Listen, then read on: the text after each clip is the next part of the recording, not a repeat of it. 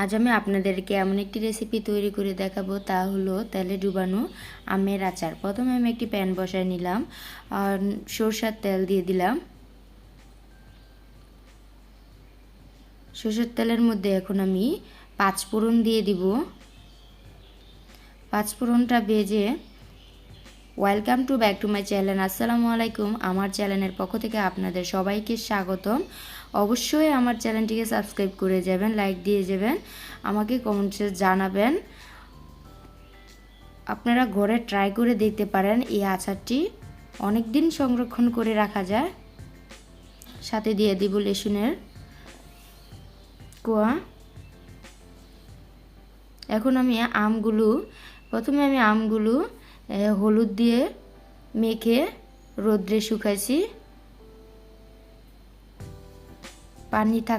পানি থাকতে পারবে না। আমটা ভালো করে শুকায় নিতে হবে।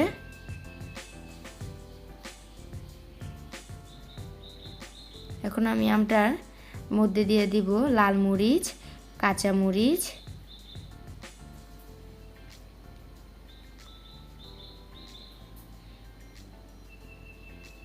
দিয়ে দিব স্বাদ মতন লবণ,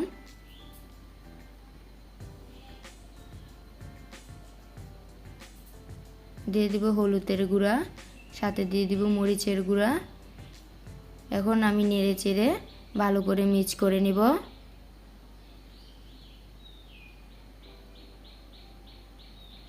এবার আমি ভর্তি করে তেল দিয়ে দিব।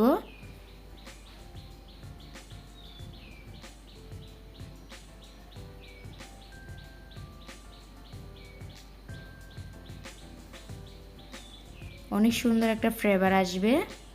এখন আমার হয়ে গিয়েছে, আমি দিয়ে দিব পাঁচফোড়ন। এখন আমার পরিবেশনের পালা।